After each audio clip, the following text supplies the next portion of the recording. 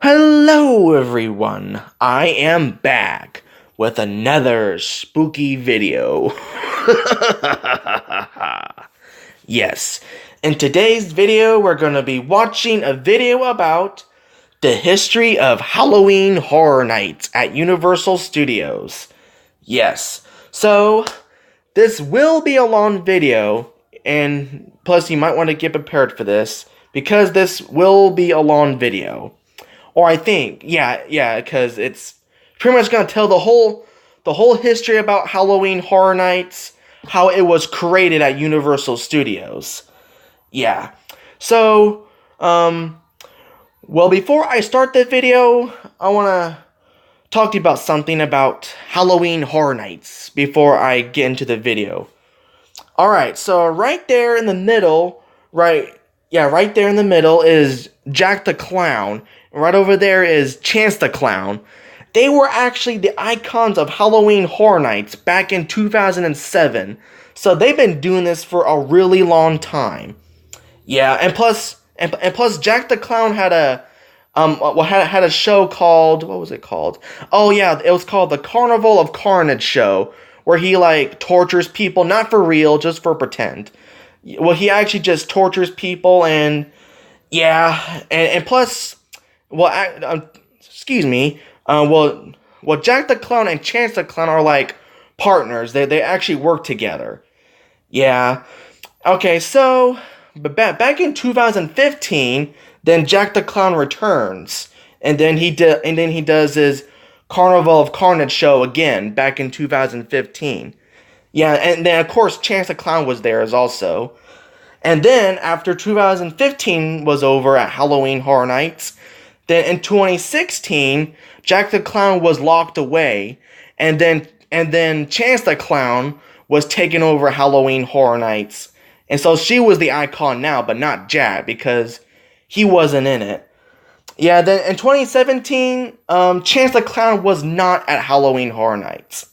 And then last year was 2018. No. Well, there was a video I saw on the Halloween Horror Nights YouTube channel. It was the same actor that played Jack the Clown and Chance the Clown. They actually returned to Halloween Horror Nights, but they weren't in their costumes and everything. They were just in their normal clothes. Yeah. So that was really cool. When I saw the video, I was like, oh my gosh, it's the actor that does Jack the Clown and Chance. Yeah. And plus Chance the Clown says, "You don't stand a chance." That's what she says. Okay. So enjoy this super long video. It's pretty much gonna be a super long video. Alright, enjoy the history of Halloween Horror Nights.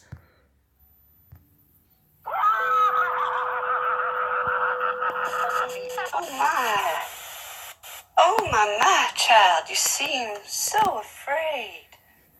You know what I find that soothes a scared soul? A good story. And I have the perfect one. Once upon a time. It's Mickey's Not So Scary Halloween Party. Hang on, it will get to the history about Halloween Horror Nights in a minute. It's just showing you Mickey's Not So Scary. Go trick-or-treating in the most magical neighborhood.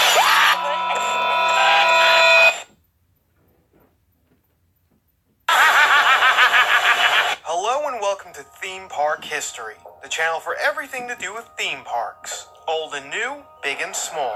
In tonight's tale, we feel a chill run down our spine, face our fears, and scream for our lives as we take a look at Universal Studios' Halloween Horror Nights, an annual Halloween-themed special event that takes place at Universal theme parks in Florida, Hollywood, Japan, and Singapore. This event was suggested by all these boils and ghouls who are in for the fright of their lives. So thank you to everyone for the comments. As always, if there's an attraction you would like us to cover in future videos, leave a comment down below. You never know, your scaregestion might be next month's video.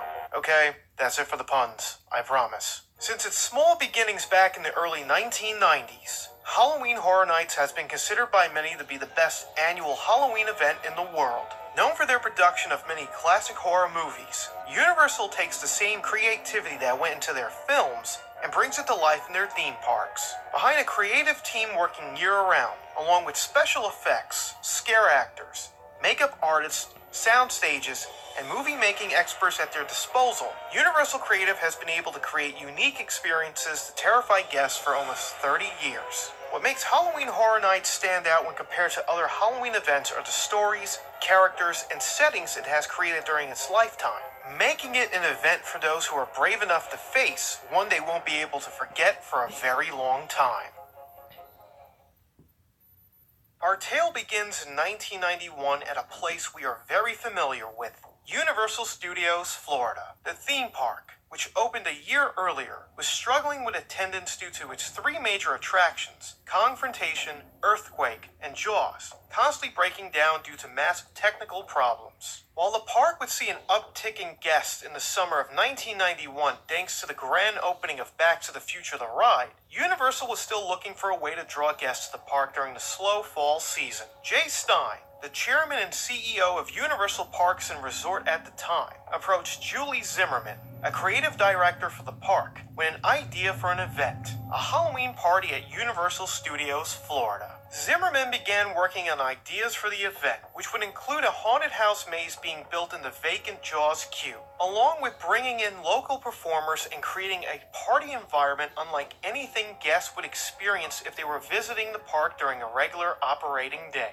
Zimmerman's idea was greenlit, and Universal Studios Florida's first ever Halloween event, Fright Nights, was official. Yeah, The that's event, right. which ran for 3 nights, cost $12.95 per Fright person Nights. plus tax, and would take place between 6 p.m. and midnight. The event's only haunted house, the Dungeon of Terror, would have guests travel through a dungeon filled with prison cells. In the cells would be actors, some dressed to look like guests from the event, being tortured. The event was a massive hit, as not only was the haunted house well received by guests, but ticket sales were much higher than Universal had expected.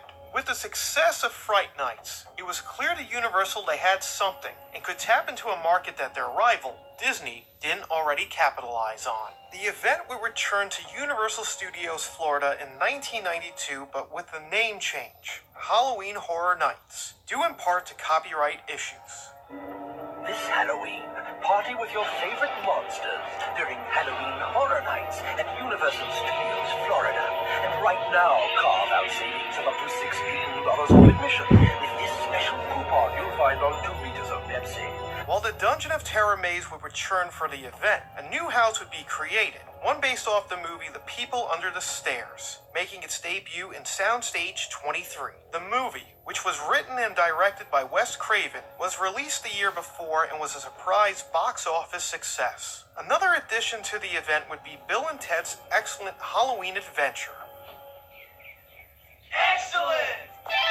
The show, which is based off the 1989 movie Bill and Ted's Excellent Adventure, satirized pop culture of the year with Bill and Ted as the protagonists fighting villains who steal their phone boot for their own schemes. The 1992 event would run for 5 nights instead of 3 and was once again a major success.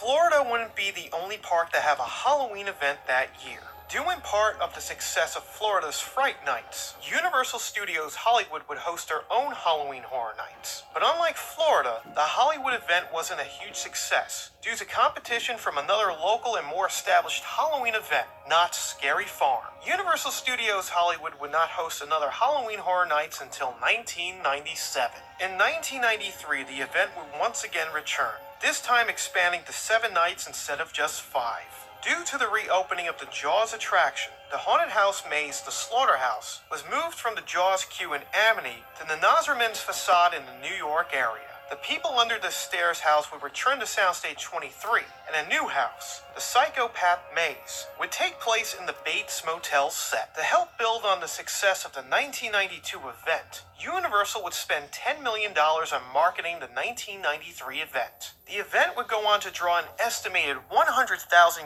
guests that year, most of them being locals. It became clear to Universal that Halloween Horror Nights was quickly becoming an event people wanted to attend. Universal kept the momentum going in 1994 with Halloween Horror Nights 4, which saw the return of a newly designed Dungeon of Terror, now located inside the Earthquake Overflow queue. along with 2 new houses, the Boneyard, located within the Boneyard attraction, and Hell's Kitchen, located in the Narcimin's facade. This year's event would also mark the first time the event would feature the use of a scare zone, a specific outdoor area that features costume characters that fit a specific theme with the intent of scaring people who walk through the area. The scare zone, named Horrorwood, was located on Hollywood Boulevard and featured the Chainsaw Drill Team, who have appeared at almost every Halloween Horror Nights event in Orlando. This year would also mark the first use of the term scare actors, as well as the first official Ghoul School for actors participating in the event. For Halloween Horror Nights 5,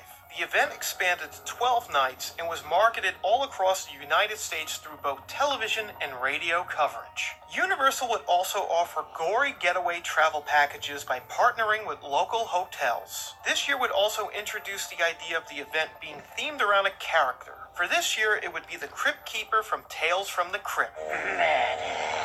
Madness, mayhem, and that's Awesome. The Crypt Keeper. Welcome to the crypt. You're in good company. For those who don't know who the Crypt Keeper is, I do. He was the host of the HBO horror anthology television series Tales from the Crypt, in which he would use tons of cheesy puns and terrible one-liners to introduce each episode's story. For this year's event, the event would be subtitled The Curse of the Crypt Keeper, and the Crypt Keeper would have his own house, Crypt Keeper's Dungeon of Fear. Another first for Halloween Horror Nights 5 was Universal's House of Horror, a dual-path house. Guests could choose between 2 paths. One side would show classic horror movie monsters, while the other would show newer horror movie monsters. Halloween Horror Nights 6, Journey into Fear, would expand to 15 nights and started even earlier than before, and ended later in November. While the Crypt Keeper would return, he would not be the icon for the event. Instead, he would be the Grand Marshal for the event's first ever parade, the Crypt Keeper's Festival of the Dead Parade. The 1996 event would mark the end of Julie Zimmerman as the creative director of the event, as she started working on a project outside of Universal Studios. Even with Zimmerman's departure, Halloween Horror Nights would continue to grow. By 1999, the event would run for 19 nights, boasting 5 haunted houses, 3 shows, and a nightly parade. Halloween Horror Nights 9 would introduce the first ever 3D house, titled Universal's Creature Feature. Guests would wear 3D glasses to see blood, vomit, and severed limbs in another dimension, with special paint used to make flat objects appear rounded. The double-digit growth year after year would make Halloween Horror Nights the most attended Halloween event in the world, surpassing Knott's Scary Farm. While the event was a success and showed outstanding growth year after year and received positive reactions from guests all around the world, Universal wasn't about to take their foot off the gas. Universal had plans for the future of the event, taking it in a new and exciting direction, one that would change Halloween Horror Nights forever. In the year 2000, Universal decided to do something unprecedented for Halloween Horror Nights 10. For the 10th anniversary of the event, Universal Creative made the decision to craft a central iconic figure, an original character that would represent this year's event. The creative team would come up with Jack Schmidt, better known as Jack the Clown.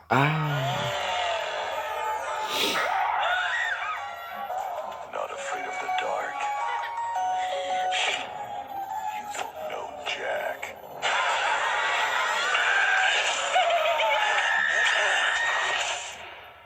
Look out for the new Halloween Horror Nights 10, only at Universal Studios.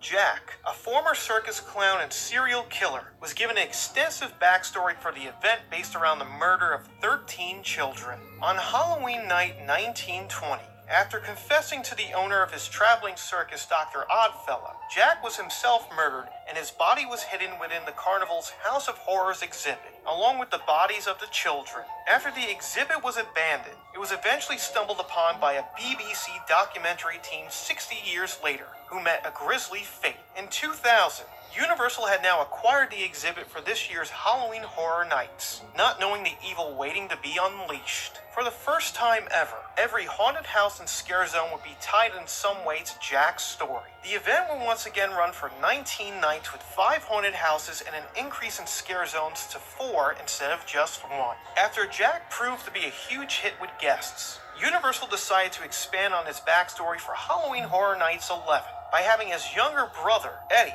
kill him and take over as the icon of the event. Wielding a chainsaw, a metal muzzle, and a milky green eye, Eddie would be responsible for the increase of horror and terror guests would encounter at this year's event. However, the terrorist attacks on September 11th would lead to Universal making many changes to this year's event, including removing any references to blood, gore, body parts, and severed heads, along with the removal of the word terror. Eddie would also be dropped, and Jack would return as the event's icon for the second straight year, with the tagline, Jack's Back. Halloween Horror Nights 12 would move over to Islands of Adventure. The decision was made to change the location of the event due in part to the park's struggling attendance levels. Titled Islands of Fear, the event would see each of the park's islands become an evil, twisted version of its daytime self. Villains would take control of Marvel's superhero island, now called Island Under Siege, with dead bodies of heroes littering the ground. Jurassic Park would be finally overrun by dinosaurs, and the island's haunted house, named Evolution,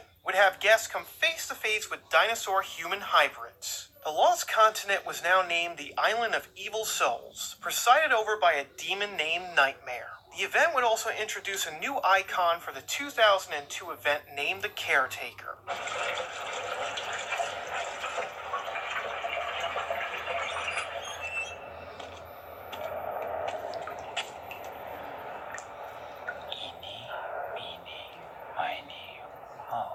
Catch a body by the toe. If he hollers, cut him low. Eeny, meeny, miny.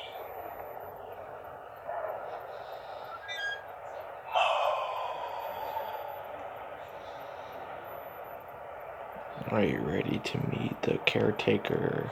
Halloween Horror Nights. The Caretaker wouldn't be the original icon for this year's event. Instead, it was supposed to be Cindy, the daughter of a mortuary-owned pallbearer. For this year's event, the original premise was for every land to be ruled over by one of her playthings. After several child abductions in the area, the Cindy concept was abandoned and her father, pallbearer, was changed to Dr. Albert Kane, better known as the Caretaker. Islands of Adventure would once again play host to Halloween Horror Nights 13 the following year, featuring another brand new icon, the Director. Nothing compares to real blood on film. It's the only way to really capture the emotion, the fear, the reality that the victim is feeling. It tells the story truthfully.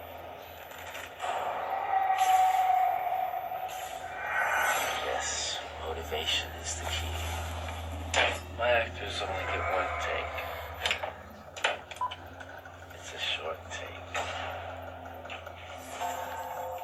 Paolo Ravinsky was a young and ambitious independent filmmaker who started his career creating snuff films, capturing actual human suffering, torture, and death on his camera. Paolo would be hired by Universal to film his newest horror film at Islands of Adventure. Here, he would turn each of the park's islands into a living horror movie as part of his dream project. While moving Halloween Horror Nights to Islands of Adventure would help boost the park's overall attendance levels, it would come at the cost of hurting attendance levels over at Universal Studios Florida. In an attempt to help both parks, Halloween Horror Nights 14 for the first time ever would take place across both of the parks.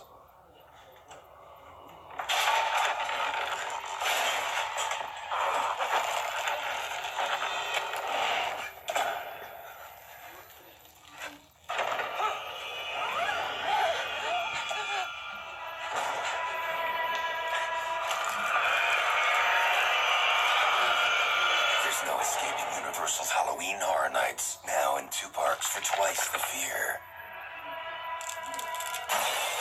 The event would have 7 houses, 4 scare zones, 1 show, a parade, and many of the most popular attractions also open. 14 would also mark the first time since 1999 that the event did not have an icon. However, the Caretaker, the Director, Jack, and Eddie would return to terrorize guests within the Horror Nights Nightmares house. The dual park experience would continue in 2005, as Halloween Horror Nights 15 would once again take place within both of the parks. Titled Tales of Terror, the event would introduce a new icon, the Storyteller. Tired from his adventures, the little boy settled into his bed and slept and slept and slept.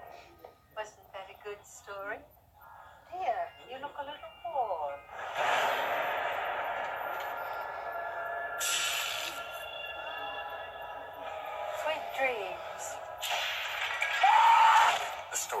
presents tales of terror at Universal's all-new Halloween Horror Nights. Elsa Strick had come up with a tale of an ancient world called Terra Cruentus, a dark realm shrouded in both ancient and modern myth. For the first time in the event's history, all of the mazes, scare zones, and shows were linked to a larger event backstory, each revolving around the ruler of Terra Cruentus, the Terror Queen. Marvel's superhero island would become Blood Thunder Alley, the city where the Queen's residence resided. The Lost Continent would become Tangleroot Fire Pits, where warriors forge weapons for the Queen. And the Poseidon's Fury attraction would become the Terror Mines Haunted House. Terror Mines would introduce a special effect never seen before at the event. Every 10th guest would be given a hard hat with a light on it. As the guests and their group proceeded through the maze, the light would go out, change colors, strobe, or stay constantly on. Sensors throughout the maze would designate which effect would take place. For 2006, Universal decided to bring Halloween Horror Nights back to Universal Studios Florida for its Sweet 16.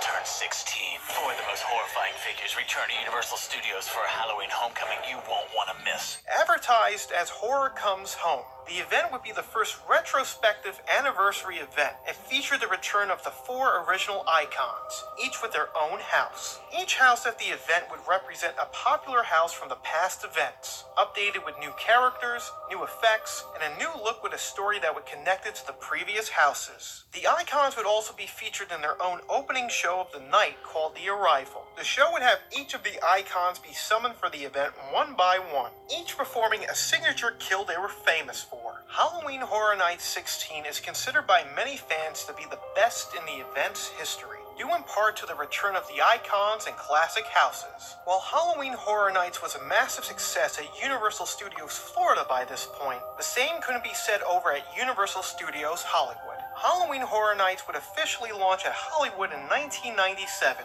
running through the 2000 season. From 2001 to 2005, Halloween Horror Nights went on hiatus at Universal Studios Hollywood due to disappointing attendance levels. The event would be revived in 2006, and unlike the Florida event, which showcased original characters created for the event, Hollywood's instead focused on movie characters, keeping with the studio's heritage. Not only would this idea go on to have a major impact at next year's Halloween Horror Nights in Florida, it would take the event in a different direction once again, one that is still felt today. On July 27, 2007, Universal would announce a deal with New Line Cinema to bring 3 horror icons. Jason Voorhees from Friday the 13th, Freddy Krueger from A Nightmare on Elm Street, and Leatherface from the Texas Chainsaw Massacre to Halloween Horror Nights 17 at both Florida and Hollywood. This would mark the first time the parks would use the same theme for the event, along with the first time Universal would make a heavy push to license characters not owned by Universal for the event. Titled Carnival of Carnage, the event would once again be hosted by Jack the Clown.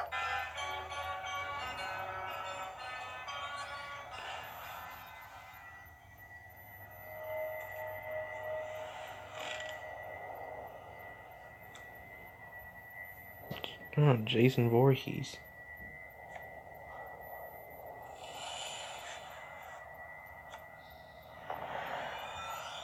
And Leatherface. So what's my future? You don't have one.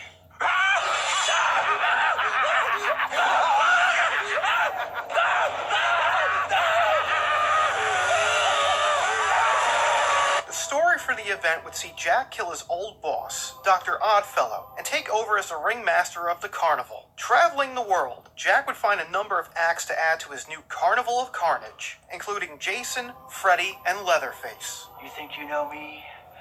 You don't know Jack! Movies would have a major role in this year's Halloween Horror Nights, with each of the 3 characters receiving their own house, along with 2 other horror films, The Thing and Dead Silence, being represented by houses as well. To counter the growing problem of long queues, there would be an increase in houses, now up to 8, and the event would span for a record 23 nights. The event would receive critical acclaim this year, due in part to the inclusion of arguably 3 of the most iconic horror characters from the silver screen. While the Carnival of Carnage would have a greater focus on licensed characters in horror movies, Halloween Horror Nights 18 would instead return to a focus on original houses, along with an elaborate backstory to this year's icon, Bloody Mary. Universal crafted their own tale of how the folklore came to be, now known as Dr. Mary Agana, and set in 1958. Agana was a psychiatrist who would perform experiments on her patients using their fears and phobias. With each case, it became clear Mary's sanity was fading, as each patient would be killed in an attempt to cure them. These failed attempts would eventually lead to the doctor becoming a ruler of evil legends, Bloody Mary. The theme for the event would be Reflections of Fear, having guests step into the mirror and enter a world that contains twisted, disturbing, yet artistic versions of Bloody Mary. Oh crap, I said it 3 times! Besides the shows, every house and scare zone would be tied into the legend of Bloody Mary, which took place in the realm of the mirror, consisting of fears, tales, urban legends, and nightmares. Halloween Horror Nights 19 placed the focus on something Universal Studios was very familiar with, having all the houses and scare zones at the event be based on classic horror Universal Picture films, as well as modern horror films as well. Psycho. The movie of Psycho. La la. Oh wait, this is the Usher. Right here. Oh, the Wolfman? Oh wait, no, I don't think it's the Usher. Oh, there's Chucky, Billy from Saw. Let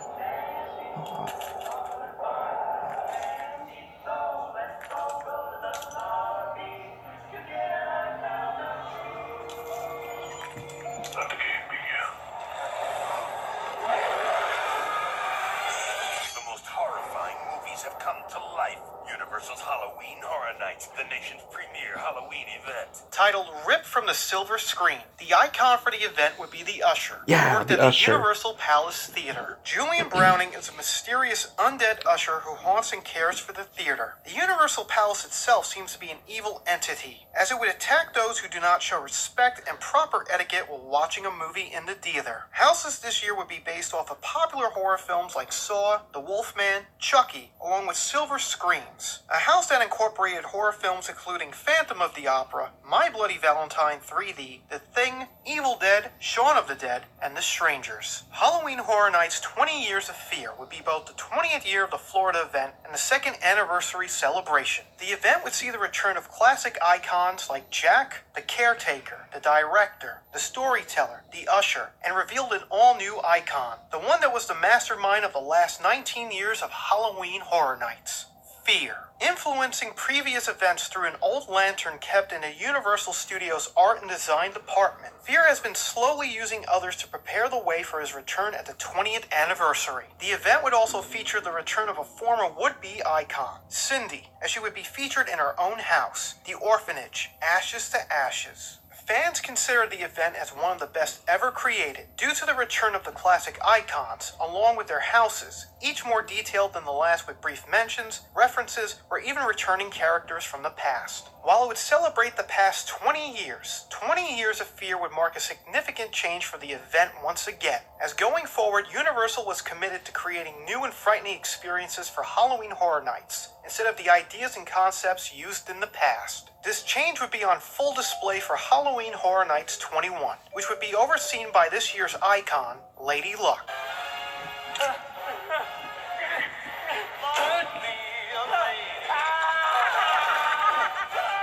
Red, you win. Be careful what you wager Black, you lose. when you play with Lady Luck. The icon could transform from a vixen to a predator with the spin of a Las Vegas-style roulette wheel to that's match the event's Lady Blackjack Luck. 21 theme. Keeping with the theme of luck and chance, guests would be given a choice of paths throughout each house, each one affecting the outcome in the mazes with shifting walls and misdirectional signs. While she didn't have her own house, Lady Luck would be tied into each one, as it was a direct result of an encounter with her that saw people try their luck and lose. While the event would be well received for its different take on its houses and creating an experience not seen before, next year's event would be the end of the icon and its backstory as the main focus of the event, ending a 13-year streak. 2012 would be a milestone year for Halloween Horror Nights. With both the Florida and Hollywood events going strong year after year, Universal decided to expand the event to Universal Studios Japan. The Florida event would drop the icon concept and original houses in favor of houses based on the video game Silent Hill, musician Alice Cooper, Universal's classic monsters, and the horror television series AMC's The Walking Dead. The park would drop scare zones as well, opting for street experiences instead. These experiences would be roving hordes of warriors, bikers, and vampires that would roam the park so that no place was safe. The experience wasn't well received with guests, as it was seen as a way for Universal to not invest in the detailed scare zones people had grown to expect. Another problem was the different hordes were prone to stopping for too much or being hard to find, making some areas of the park empty and lacking atmosphere. Halloween Horror Nights 23 wouldn't change much in concept. The event will once again have no icon and kept a heavy focus on intellectual property-based houses, including the video game Resident Evil, horror movies The Cabin in the Woods, Evil Dead, An American Werewolf in London, and returning The Walking Dead. While scare zones would return for the event, they would have a distinct theme to them. Each scare zone would be themed to The Walking Dead, each representing a different location or iconic scene from the series. That's right. While fans of the event were not happy with Halloween the overflow of video game, film, and TV tie-ins, Halloween Horror Nights 23 was a hit, drawing record numbers due in part of the popularity of these franchises that were heavily promoted for the event. Halloween Horror Nights 24 would see the return of individual scare zones, and an increase in houses based on original concepts. The event would still feature houses based off of films and TV tie-ins, including The Walking Dead returning again, From Dusk Till Dawn, AVP Alien vs. Predator, and one of the most famous horror franchises of all time, Halloween. The Walking Dead, End of the Line, would be the longest house ever constructed at the time, and the first time the event would use the same house concept 3 years in a row. Even before 24 was over, Universal began hinting at what was coming for the event's 25th anniversary. Universal would release a recap and thank you video to fans for the success of Halloween Horror Nights 24, which would tease the return of the first original icon, Jack the Clown returns. Jack's return would be official in May 2015. Yeah, this is what I told you. Jack the Clown returned back in 2015. So there he is walking, like in a creepy hallway.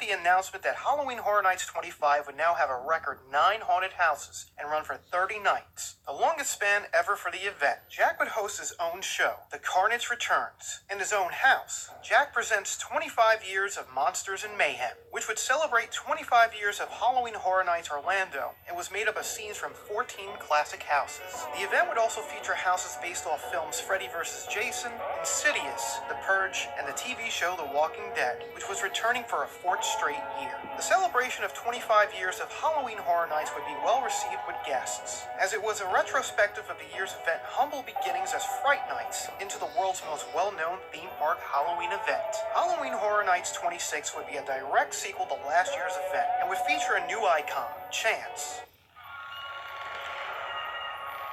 Yeah, this is when Chance was taking over Jack's place. Lock me away. It's all just a show. I'll make you pay. I won't let you go. While Jack's away, it's my turn to dance. My turn to play.